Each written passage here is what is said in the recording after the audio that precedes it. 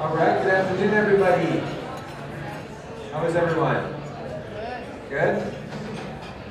Well, welcome. My name is Ty Callahan. I'm a Marshall faculty member in the finance department, and I'm also the vice dean for our undergraduate programs. And I wanted to thank you all for being here. Students, thank you for taking your Friday morning. This is the second year of this event. It gets bigger and better so far every year. We're on a great trajectory. So thank you, students, for coming, and thank you so much for all the panel participants. We have great members from our undergraduate advisory board here. We have alumni here. It's just a great group of people, and we have a bunch of our undergrad program staff here. We'll hear more about them later, but clearly our student services group, who has primary responsibility for running this program, but also a lot of your academic advisors are here kind of helping with things. So it's a great group of people. It's my pleasure now to introduce our lunchtime speaker, so Liz Steblay. And she'll be speaking about leveraging LinkedIn to propel your career. But let me tell you a little bit about Liz and her company and what her perspective is. So Liz is the founder and CEO of Proco Consulting.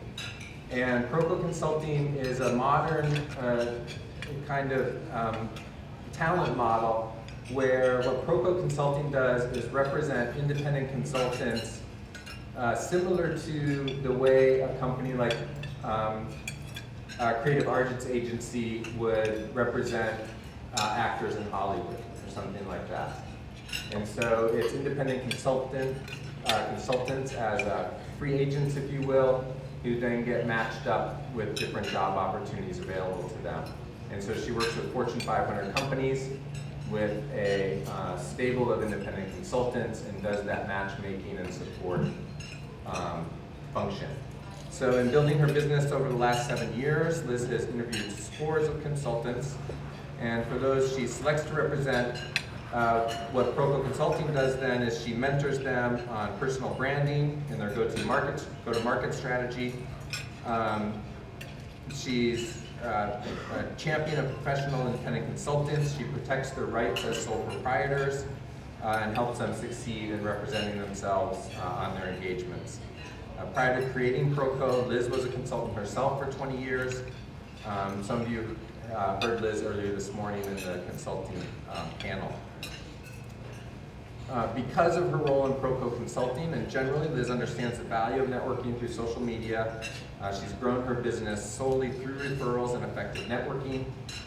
For years she's been coaching consultants on how to market themselves, and so she's going to share some of those insights with us all today.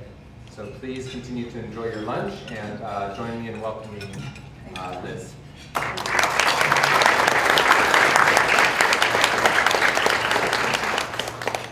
Okay, I turned that mic off, so hopefully there won't be any conflict or humming. Before I start, I have 3 things that I want to set context or explain. One is I am not affiliated with LinkedIn in any way yet. Hopefully they're going to become a client soon, but I don't own their stock, I don't work for them, I use their product daily. Second, I've interviewed hundreds of consultants and I've probably looked at thousands of web profiles. The first thing I do when I meet somebody and they give me their business card or I'm at a networking event, I get back home, I looked at their LinkedIn profile. Or if I'm going to meet a client for the first time or someone for the first time, I definitely read their profile. So I'm a huge fan of LinkedIn, which is my point of view, right? Third, I need to confess that I'm old. Obviously, if I was a consultant 20 years before I started this business, I've been around a while. Back in the 1900s, when I was in school, they coached us on how to have a nice resume, right? And a resume is still important. There's definitely a need for a hard copy resume, but I think starting with your generation and going forward, your LinkedIn profile is just as important when you're starting out, and it becomes even more important as you go through your career because you keep adding things to it, right? And it's almost the difference between a 2-dimensional piece of paper resume versus a 3-dimensional view of you on LinkedIn. Okay, so that's why the Career Services asked me to come and speak today. Let's just get started. So 3 quick objectives. I want you to understand why you can't ignore LinkedIn if you want to have a career in business. 2, how to put your best foot forward, and I'm going to give you some secret tips. I think they're secret because I discovered them myself. And how to prepare for an interview using LinkedIn. And I think at the end, if you're interested, we may have some time for some Q&A, but let's just see how it goes. So first, before I start, let me get a show of hands, even though you're eating at the same time. This will only take one hand. How many of you on a weekly basis use Twitter or read a Twitter feed at least once? Okay, a few of you. What about Snapchat, at least once a week? A lot more of you. Okay, Instagram. Okay, I'm daily on Instagram, right? Facebook, more hands, and YouTube. Okay, interesting. This is exactly what the research shows, is that millennial teens between the ages of 16 and 19, this is the social media they tend to use the most. And that's the order I asked those questions, right? So I don't even know what this green one is, to be honest, because I'm so old. But anyway, I just started with Twitter, Snapchat, whatever, and your hands continue to go up. Now, this is very interesting, but what's missing? LinkedIn, right? Now, I don't know who these 16 and 19-year-olds were that participated in the study. I would hope that if they were students in a business school, we would see LinkedIn on this chart. But let's just pretend that this is the real data and they weren't talking to business students. How many of you have at least started a LinkedIn profile? Yay. Okay, good, because my talk is not about how to create a profile, it's about how to make yours look better than everybody else's. So we're not going to be covering those fundamentals. First though, why is LinkedIn so important? And let's give you a little bit of the numbers. I'm not going to go into this in too much detail. 400 million users worldwide, only a quarter of those in the US. So I know a lot of you are interested in international business or the global business program. LinkedIn is not just a US-based application. The other thing I wanted to point out is that the part of their business that's growing the most is the active job listings. So, back in the 1900s, it used to be hard copy classified ads in newspapers, right? And then it was Monster.com. LinkedIn is quickly going to outpace Monster.com or the other resume services on the web. The really important thing, though, is 95% of recruiters use LinkedIn. I'm sure any of the recruiters that were here on any of the panels will say, yep, we definitely use LinkedIn. But the bottom statistic, only 13% of the users are under the age of 25, so your demographic. So what does that mean, right? 95% of the recruiters are using LinkedIn, but only 13% of the people are in your age group. To me, that spells opportunity, right? So if you're able to have a profile that really knocks a recruiter's socks off, you're going to be a much better candidate and much better position, right, to make an impression. So a recruiter gets 100 resumes for an internship. They go to LinkedIn. They find 10 of those people have a LinkedIn profile. If you're one of those 10, so let's say that this was the scale from 1 to 100. You're already like up here because you're one of the top 10% that has a profile. Now, with these few tips I'm going to share with you, you're going to be at the even top of that profile, and I'll explain why. So, how do they use it? The point of this slide is just to say a recruiter is 3 times more likely to look for you on LinkedIn first than they are on Facebook or Twitter or anywhere else.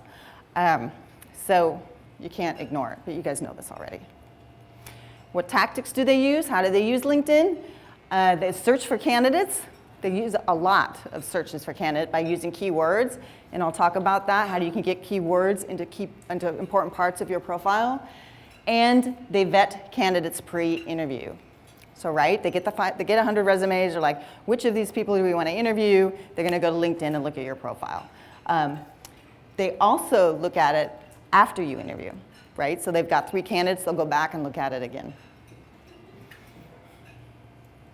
Okay, so enough of the why. You kind of already know that part. So let's talk about the how to make yourself stand out. Now, I did ask for the show of hands how many of you already had a basic profile, and I think it was close to 90% of you. So we're not going to cover those basics. Plus, you're a pretty tech-savvy group anyway.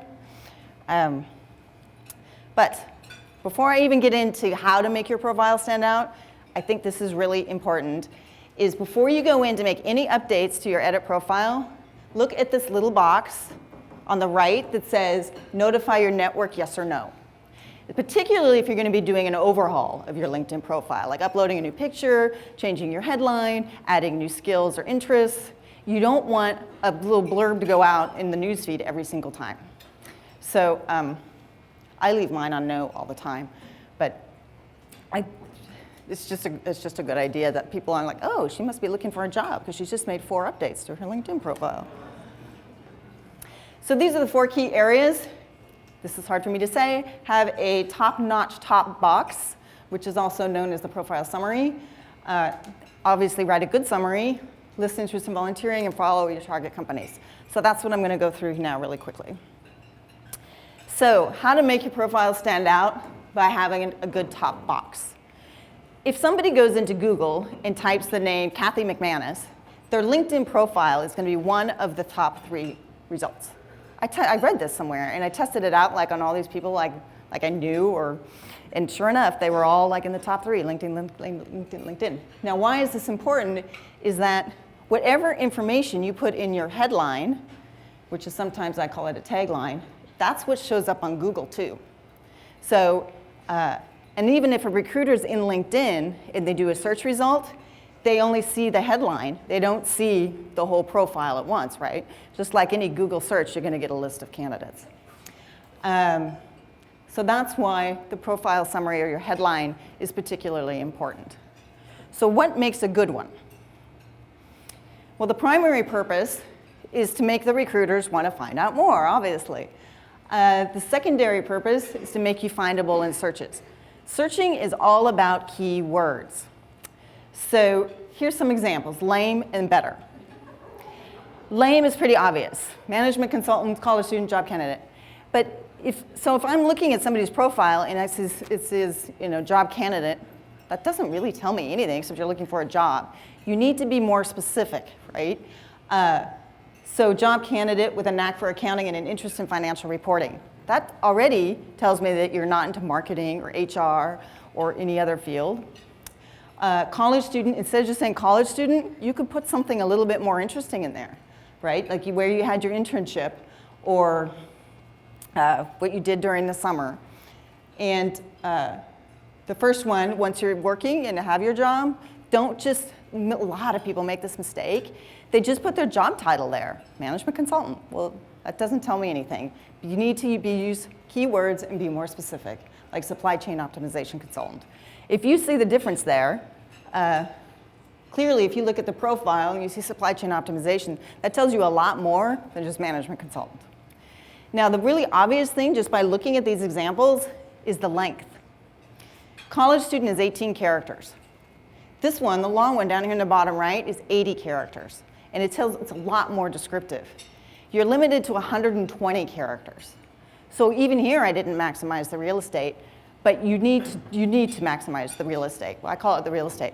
It would be, for example, like if you were in retail and you had a corner store on Fifth Avenue, and you got these 2 big sidewalk windows, and you're putting a display down in just one little corner. If you write college student, you're wasting all of that opportunity to catch people's eye. So maximize the real estate, use up to 120 characters. Okay, professional photo. You guys are already ahead of the curve. I saw at the career fair yesterday, LinkedIn was taking photos. I know you are just today, and you had an opportunity to have your photo taken. So this may be a moot point, but you would be shocked at how many profiles I look at where they don't have a picture or they have a horrible picture. And these are people that are either consultants or VPs or whatever. It's crazy. So not having a picture, I don't care how shy you are, you have to have a picture because people will assume either you're really ugly or you're too dumb to upload the picture, okay? It's a little bit like trying to sell a house. If there's no photo, there's something wrong with the house. Also, in terms of being searchable, if I'm going to buy something on Craigslist or eBay, let's say I was going to buy a used Mercedes on eBay Motors, I'm only going to look at ads that have a photo. because I want to see it, right? So you've got to have a photo. I think you guys already know that. And I know that the career services has been helping you with that. So this is my pet peeve. Make sure it's professional. LinkedIn is not the place to be clever or cool, right? This guy on the far right is a CPA. Or sorry, that's your left, is a CPA. This guy was a senior manager at a global retailer. And this guy was like a consultant at Hewlett-Packard Enterprises, okay? I didn't Photoshop these. I literally just pulled them. Don't do that, okay? This is not the place to be clever or cute. All right. So let's get into some more specifics of how to write a good summary. So on your LinkedIn profile, you've got that top box, which is your headline, your location, your industry, and your picture. But then underneath that is your, what I call the free text section, where you can write whatever you want. This is where it's a chance for you to be you and you to stand out from everybody else. Also, this is where the keywords really come into play. If you can put keywords in your headline and keywords in your summary, when a recruiter does a search, whoever lists the most keywords ends up at the top of the list. It's all analytics, right? So let's get into a little bit, especially starting out in your career, you might be like, well, I haven't even had an internship yet. What would I possibly put in my summary? There's still some key phrases or ways that you can work keywords into your profile, even if you're a student, just starting out.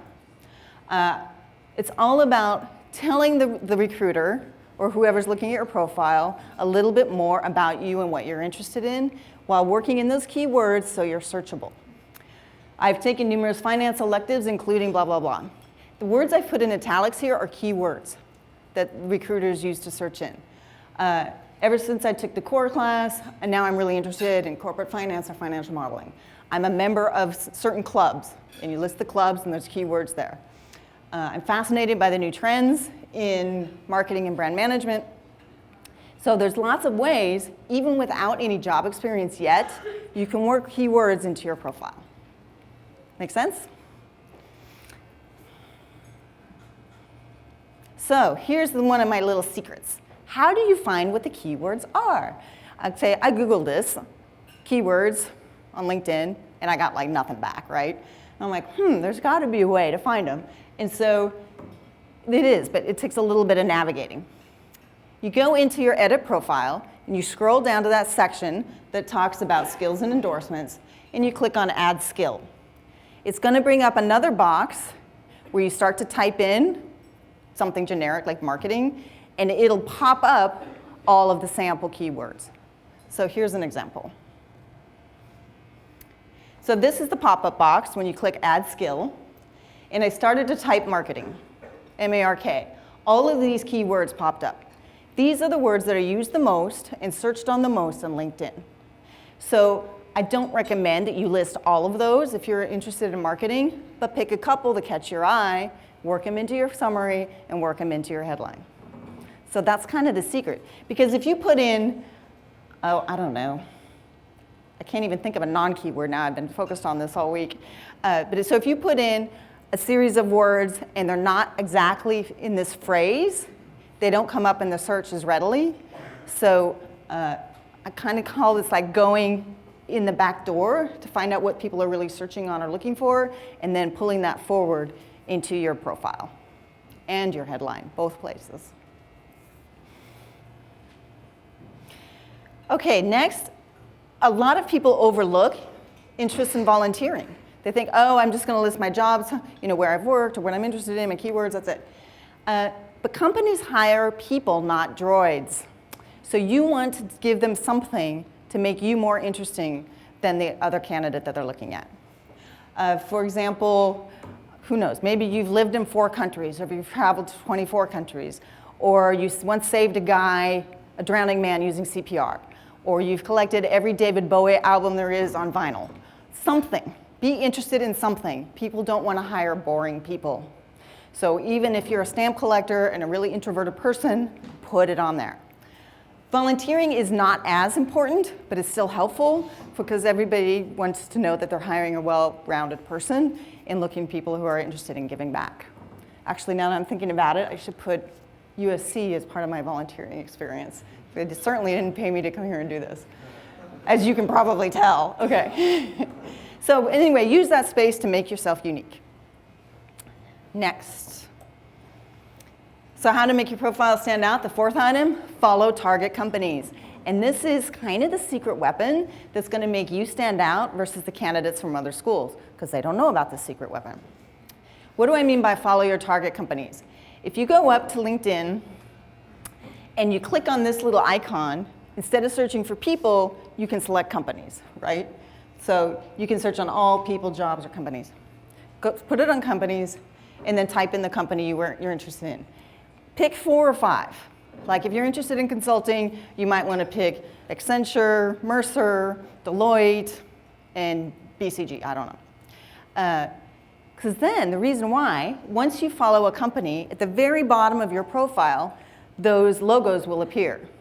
If I'm a recruiter and I'm looking at your profile, I'm like, do I want to interview Susan or not? And I skim her profile and I see Walt Disney at the bottom, and I'm the recruiter for Walt Disney. I'm like, oh, I definitely need to talk to Susan. It's not complicated. You just need to remember to do it. Do it after you can do it now if you want, but particularly once you've applied or submitted an application for an internship or a job, make sure you're following them on LinkedIn. I'm telling you, it would totally impress a recruiter, like, oh my God, they're really interested in working for us, and attitude is everything. The other thing is, when you follow a company, if you read your LinkedIn newsfeed, like Facebook has a newsfeed, you'll get the news about that company. So if you are really interested in working for a company, it'll automatically start appearing in your newsfeed. But I think it's impressive, especially for a recruiter, to see, oh my God, they're really interested in working for us. But I encourage you to limit it to maybe 4 or 5. If you've got 15 companies down there, it really dilutes the concept of targeting a company. So it's easy to follow and unfollow a company. After you've interviewed, let's say you had 5 consulting firms listed there, and you've interviewed with Accenture, you can unfollow them, right? You made your point, and then add somebody else for the next interview. So you just have to be mindful to do it as you're going through the interviewing process. Whether it's an internship, a real job, doesn't matter.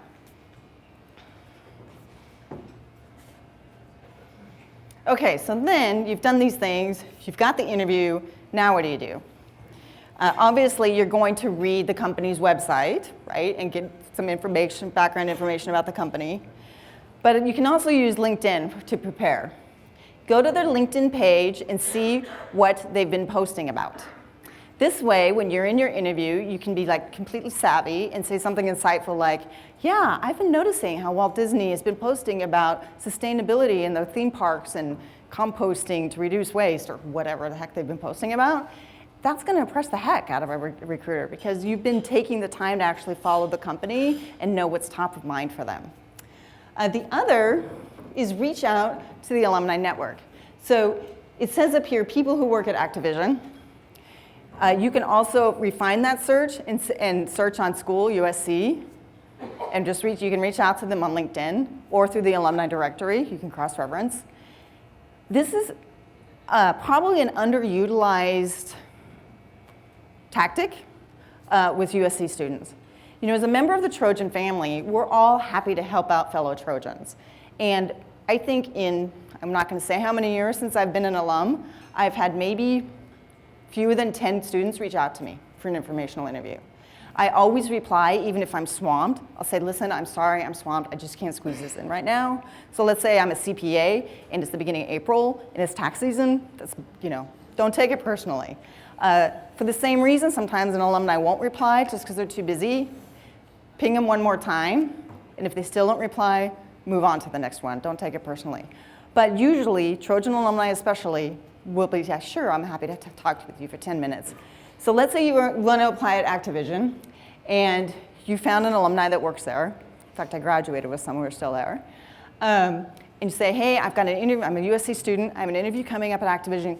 Can I, ask you a little bit about your insights about the company for 5 or 10 minutes while you're on your commute or whatever. Sure. Then ask them, like, what are some of the do's and don'ts? Like, what's the dress code? Like, sometimes it's obvious, like you should wear a coat and tie, but maybe not, depending on the company. Or what are your suggestions for things that I should be sure to bring up in the interview? For example, if you were interviewing with a consulting firm, my answer would be, you need to emphasize how you love working in teams, right? So ask the alumni, they'll help you out. Telling you, UCLA students don't get to take advantage of this, so you do. Okay, so that's it. 4 down and dirty, quick little tips for how to make your profile stand out head and shoulders above the rest. Go forth and get some awesome jobs. If you want to have some questions or Q&A, I'm happy to answer some. Otherwise, I will turn it back over to Anne, wherever she is.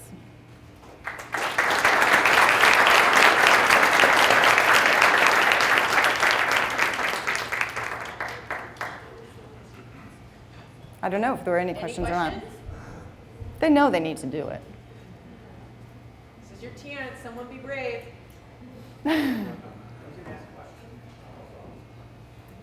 Okay. There you go. Oh, okay. There's me.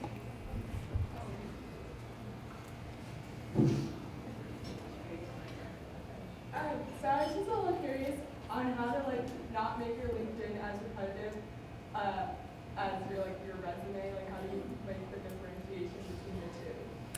Yeah, it's a good question. It's okay that certain parts of it are repetitive, like your key interests and those key words should appear on both, right?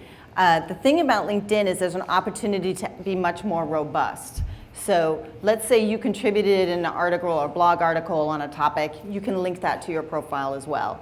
And now that's really easy to also connect to like presentations or it's becoming much more robust in that you can link to PowerPoint, Word docs, PDFs, whatever. You can put a lot more in there than just, this is where I worked and this is what I did and this was my degree. So it's okay if the bulk of it is repetitive, but add more things. Hi. Hi. Thank you very much for being here today. I'm excited to be here. So when you're listing your experiences on LinkedIn, would you say the more you write, the better, or do you want to keep it to a certain minimum, so you can just skim through the recruit, you just skim through and you don't? This is a very good question and probably one that a recruiter is better able to answer, but I'll give you my perspective. So I looked at somebody's profile just yesterday, and all they had listed was their job titles and the dates, right? I'm like, that doesn't tell me anything, right? What were you doing? What were some of the key projects you did? I think it's very important to have at least two or three sentences or bullet points that explain what did you do as a financial analyst at Franklin Templeton Investments, right? I worked on XYZ study or whatever, because you're trying to be different than everybody else, right? Be more unique. Now, that being said, my LinkedIn profile is like this long, because as a consultant, I had a huge variety of experience, and I don't know what my clients are going to be looking for. Are they going to be looking for that time I worked on the corporate travel card program, or are they going to be looking for that time that I worked on the global SAP implementation? So I have little blurbs on almost every one of my projects I've ever done. So it's long. That's probably overkill, but people just scroll through it anyway. So I didn't give you a very clear answer, but definitely put something in.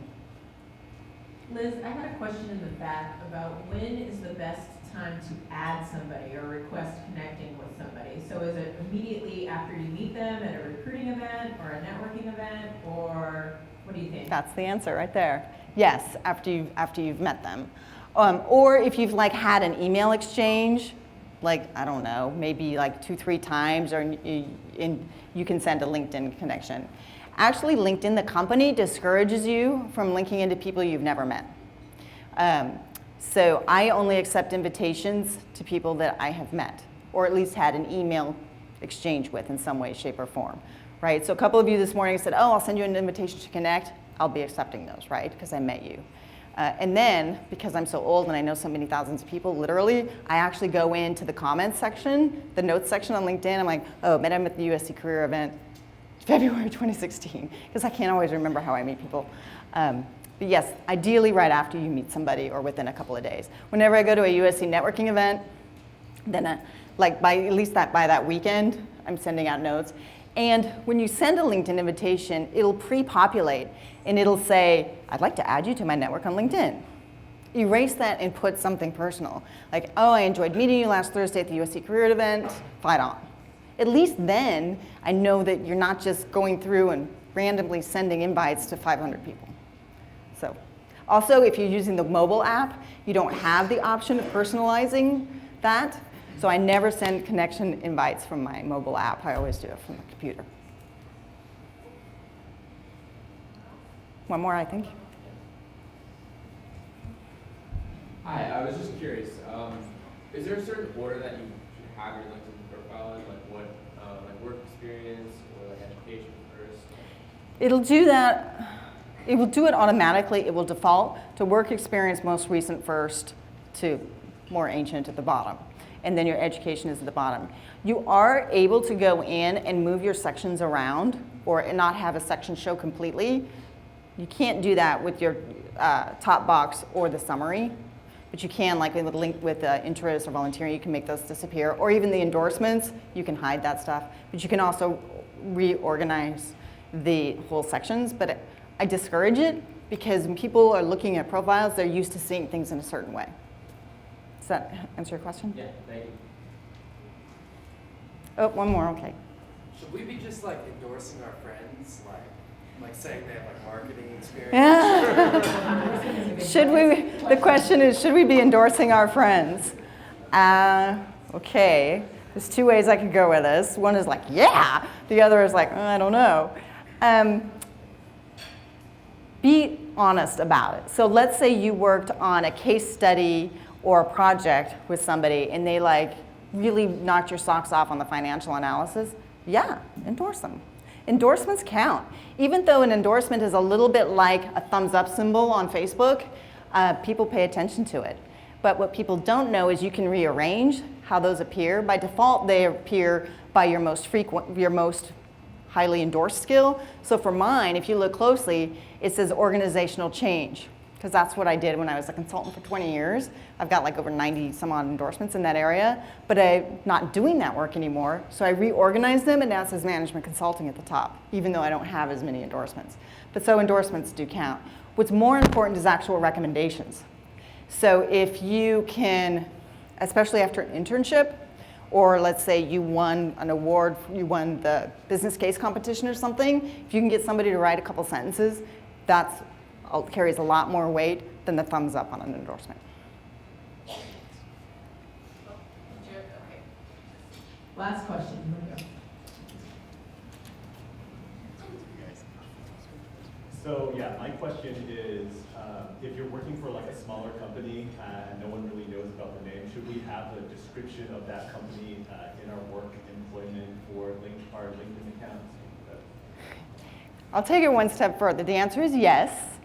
And you should go to somebody at the company and say, why don't you have a LinkedIn profile for our company? Because if you go in and you type, I don't know, Sam's Marketing Consulting Services, let's say it's a small company with 5 people, if they have a link, if that company has a LinkedIn profile page, it should automatically connect and the logo should pop up. If you're working for a company that doesn't have a LinkedIn page, it literally takes half an hour to make one. So that's where a chance where you can say, hey, you know, I was using LinkedIn and I added you to my experience, and I noticed we don't even have a LinkedIn page. Don't you think we should get with the program? So, but yeah, if failing that, you should say a boutique consulting firm based in Southern California that specializes in marketing strategy or whatever. Yeah. Okay, Anne, I'm turning it back over to you. We actually have one final question. from the Oh, audience. I thought you said he was the last He was one. the last one, but then we changed our mind. So, quick question. When you're applying for a new job and you know who you're going to be interviewing with, or you know who maybe the hiring manager is for that job, do you recommend reaching out to them on LinkedIn before the interview, or? I would study the profile before the interview for sure. and see if you have any people in common, any interests in common, anything, right, to try to get yourself familiar with who you're going to be interviewing with. But I would not actually submit the request before the interview, because it's going to fall on, I don't know the expression, deaf ears, or you're going to be trying to throw seeds in rocky soil. It's not going to work. After the interview, absolutely, they'll accept. Now, that was the last question. Because I can talk a long time about this. Thanks, guys. Goodies. Thank you. It doesn't weigh anything. It's a surprise. Do the raffle, don't go yet. Okay. All right, so we've got a few final